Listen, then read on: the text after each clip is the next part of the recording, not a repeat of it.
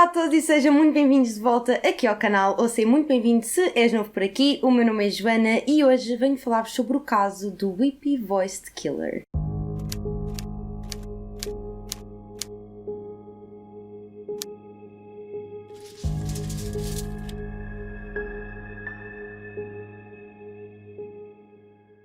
Mas antes de começarmos este vídeo, e eu sei que pode ser um bocado irritante começar os vídeos sempre da mesma forma, mas eu não sei se no mundo do YouTube também é falta de educação usar boné, mas, eu vou explicar muito rapidamente. O meu cabelo está nojento.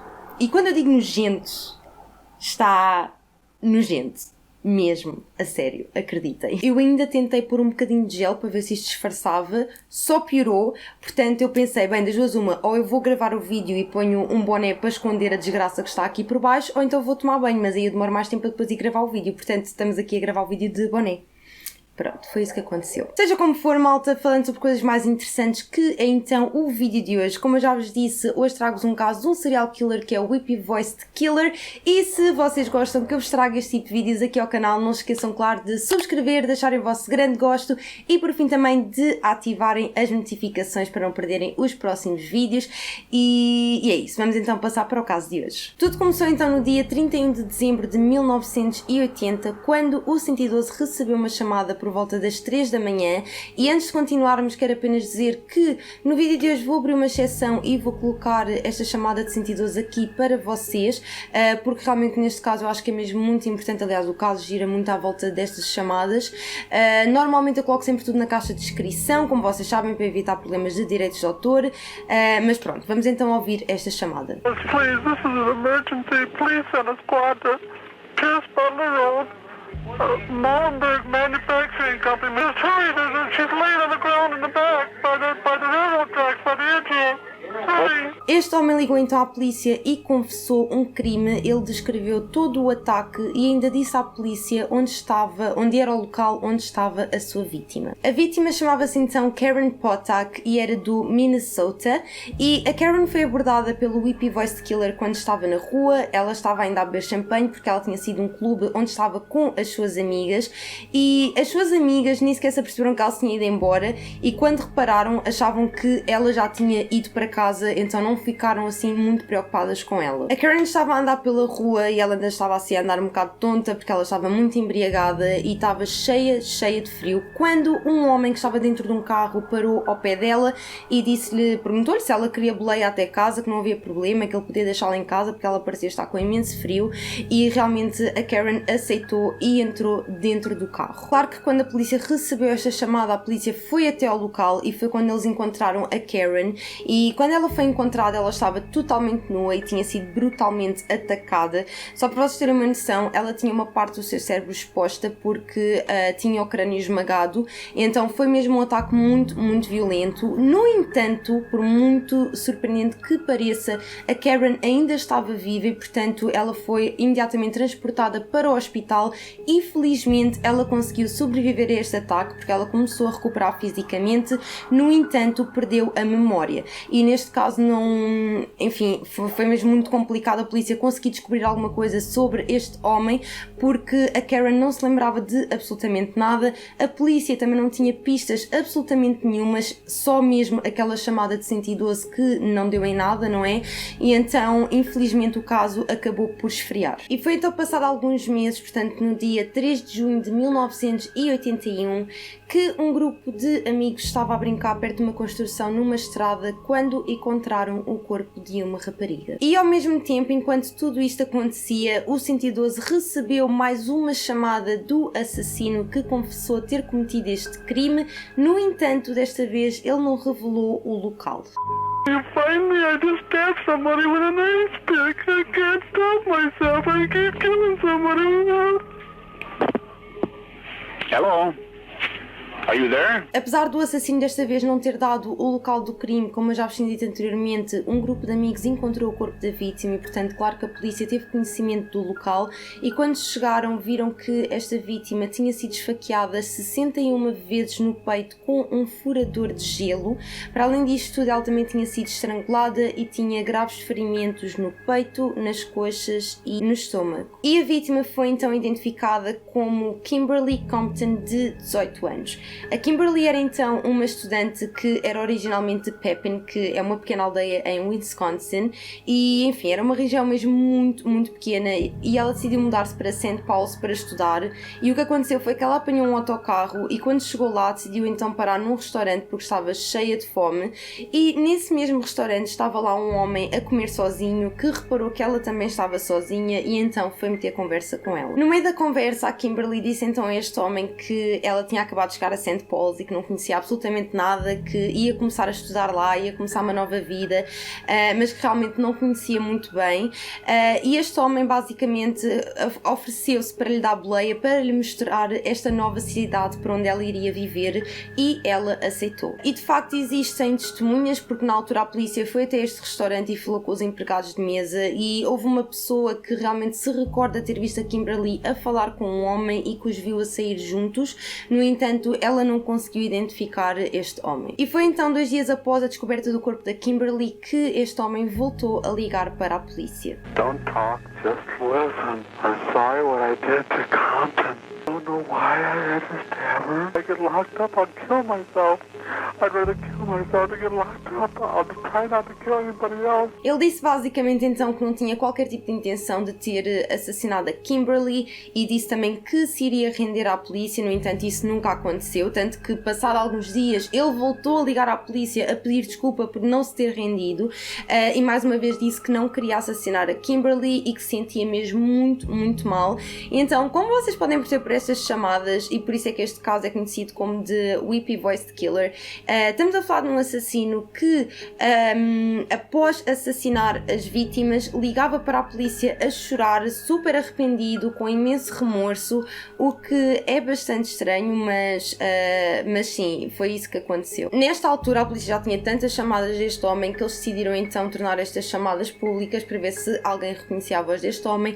No entanto, mais uma vez, isto também não deu em nada. E foi então no dia 5 de agosto de 1982 que uma enfermeira que se chamava Barbara Simons, que na altura tinha 40 anos, estava num bar e ela conheceu um homem e ofereceu-lhe um cigarro, e no meio disto tudo eles começaram a conversa, isso tudo, e ele ofereceu-lhe uma boleia até casa. E inclusive, antes da Barbara sair daquele bar, ela virou-se para o barman e disse que ia sair com aquele homem que lhe tinha oferecido boleia e que esperava que ele fosse simpático. E não foi muito tempo depois que a polícia recebeu mais uma chamada. Just listen. I'm sorry I killed that girl. I don't know what's the matter with me. I'm sick. I'm gonna kill myself, I think. If somebody dies with a red shirt on, it's me. I killed both of them. I'm sorry. I'll never make it to heaven. Claro que por esta altura a polícia já tinha a perfeita noção de que estava a lidar com um serial killer, não é? E eles, quando começaram a sua investigação, começaram então pelo bar em que eles sabiam que a Barbara tinha estado. Quando eles foram até ao bar, eles interrogaram algumas pessoas e vieram a saber que realmente a Barbara tinha estado a conversar com um homem e que tinha saído com ele nessa noite, e inclusive conseguiram dar uma descrição à polícia deste homem. E segundo as testemunhas, este homem era então um homem com cerca de 40 anos, branco e com 1,80 m, e na altura a polícia tinha algumas fotografias de possíveis suspeitos e então mostraram algumas pessoas que trabalhavam lá no bar, e houve uma senhora que reconheceu o homem de uma das fotografias. Na altura a polícia não tinha provas suficientes para prender este homem, no entanto o que eles fizeram foi montar uma equipa de vigilância à porta da sua casa, e realmente houve uma noite em que esta pessoa saiu de casa, no entanto conseguiu despistar a polícia.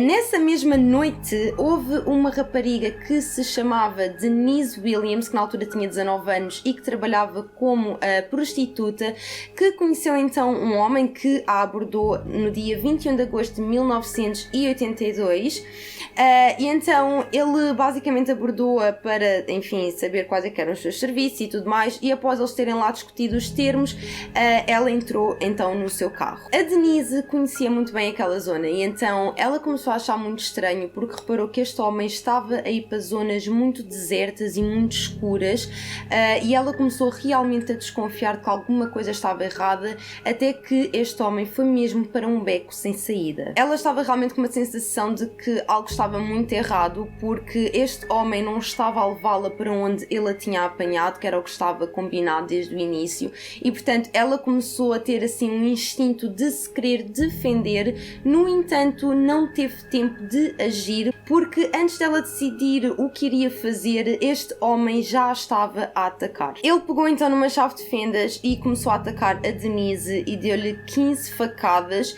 e ao mesmo tempo ela pegou numa garrafa que estava perto dos seus pés, começou a gritar e conseguiu bater com esta garrafa na cara da pessoa que a estava a atacar. No meio disto tudo estava a haver tantos gritos, tanto barulho, que houve um homem que vivia ali naquela zona que reparou que alguma coisa não estava bem e saiu de casa para ver o que é que se passava. Este homem chamava-se então Doug Penning, e ele, quando viu a Denise e viu aquele homem, ele começou a lutar com ele e ele tentou então fugir, até que realmente conseguiu, porque no meio desta confusão toda o Doug mais a Denise correram até à casa do Doug para ligar então para a polícia, e como o homem se apercebeu disso, ele conseguiu então fugir. Claro que quando a polícia chegou, a Denise foi levada para o hospital. Felizmente ela conseguiu sobreviver a este ataque, e nessa mesma noite a polícia recebeu mais uma chamada. I'm all cut up. I got beat up. What's your apartment number? 208. I'm bleeding 208. Where are you bleeding from? from my arm, my face, my head. E como podem perceber, esta chamada foi um bocadinho diferente das outras. Ele aqui está bastante aflito, ele próprio está a ligar porque precisa de ajuda. No entanto, não foi muito inteligente, porque a pessoa que atendeu a chamada reconheceu a voz daquele homem como sendo a voz do Whippy Voiced Killer e, em vez de chamar uma ambulância, decidiu então chamar a polícia. Quando a polícia chegou até ao local, este homem foi imediatamente preso, como é óbvio, e foi neste momento que a polícia conseguiu realmente confirmar que aquele homem que eles tinham acabado de prender era realmente o homem que eles andavam a suspeitar. Portanto, a mesma pessoa que a empregada de mesa tinha reconhecido e que a polícia inclusive já tinha colocado uma equipa de vigilância na sua casa. Mas quem é que é então o Whippy Voiced Killer? O Whippy Voiced Killer é então um homem que se chama Paul Stefani, que nasceu no dia 8 de setembro de 1944 no Minnesota e que vivia com a sua mãe, padrasto e irmãos. E eles eram uma família bastante religiosa, e o Paul Stefani, depois de acabar o liceu, mudou-se para Minneapolis, portanto em St. Paul, e teve vários empregos. O Paul tinha também um historial de doença mental e já tinha sido acusado anteriormente por assédio, e por essa razão é que existia aquela fotografia, por essa razão é que a polícia já tinha o Paul Stefani na sua base de dados. Quando o Paul foi interrogado, ele não quis confessar os crimes, ele disse que não tinha sido ele a cometer aqueles crimes. No entanto, obviamente que a polícia sabia que isso era treta, não é? Seja como for, a polícia só conseguiu acusá-lo de 2 crimes, porque os outros crimes eles não tinham provas suficientes, só tinham mesmo as chamadas de 112, que não era de todo o suficiente para o acusar.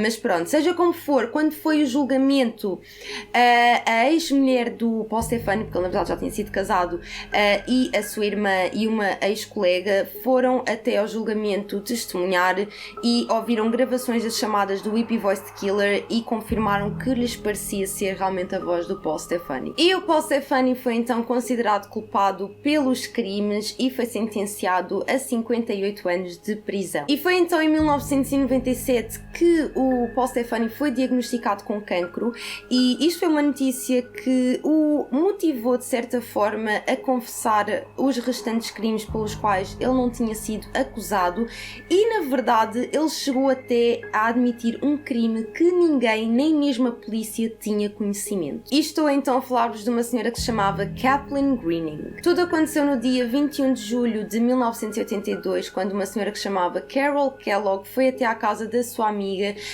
porque elas tinham combinado fazer uma viagem juntas e ela não estava a abrir a porta e ela começou a achar muito estranho e então entrou dentro da casa e foi quando encontrou o corpo da sua amiga dentro da banheira. Na altura, este caso foi considerado como um acidente e então a polícia nunca mais investigou nada. No entanto, o Paul Stefani, passado imenso tempo, realmente confessou também este crime. E realmente a polícia acreditou que tinha sido o Paul Stefani porque ele deu pormenores que mais ninguém sabia, só mesmo a polícia, portanto era impossível eles estarem a inventar aquilo tudo e na altura eles nem sequer tinham associado isso, mas quando eles encontraram a Kathleen, eles encontraram uma lista de contactos que ela tinha com um número que eles não reconheciam e que ao lado dizia Stefani, portanto eles sabiam que realmente eles se conheciam, mas era sem dúvida alguma uma relação muito diferente com as outras vítimas, portanto não se sabe ao certo o porquê deste crime ter acontecido, porque o Paul Stefani também nunca disse, mas claramente a motivação deveria ser bastante diferente da motivação que ele tinha com as outras vítimas. Não só pelo facto de encontrarem o contacto dele, não é? Porque isso indica logo que eles tinham algum tipo de relação, mas também porque mesmo o modus operandi foi totalmente diferente, não é? Porque a Kathleen foi encontrada na banheira, portanto é realmente muito, muito estranho, mas pronto, como eu já vos disse, o Paul Stefani nunca aprofundou muito quem é que ela era, nem qual é que era a relação deles os dois. E foi então um ano após o Paul Stefani ter confessado os seus crimes que ele faleceu na prisão, portanto em 1998 com 53 anos. E chegamos então ao final deste vídeo, malta, espero muito que vocês tenham gostado. Peço imensa desculpa pelas mudanças de luz, eu ao gravar este vídeo estou a perceber que este vídeo em termos de luz está all over the place, portanto desculpem, já estou a gravar isto assim um bocado mais para o final do dia, por isso é que isto está assim tão estranho, mas pronto, eu espero muito que vocês tenham gostado. Se gostaram e se querem que eu traga mais casos aqui ao canal, não se esqueçam, claro, de subscrever, deixarem o vosso grande gosto e de ativarem também as notificações e claro, digam-me aí abaixo nos comentários o que é que vocês acharam sobre este caso. Eu pessoalmente acho este caso mega creepy pelas chamadas de 112, enfim, é um caso mesmo muito, muito arrepiante, para mim pelo menos, e pronto, e queria mesmo muito partilhar convosco, portanto espero muito que vocês tenham gostado, não se esqueçam claro de me dizer o que é que vocês acharam e é isso pessoal, um grande, grande beijinho para quem está a assistir e vemos então no meu próximo vídeo. Beijinhos!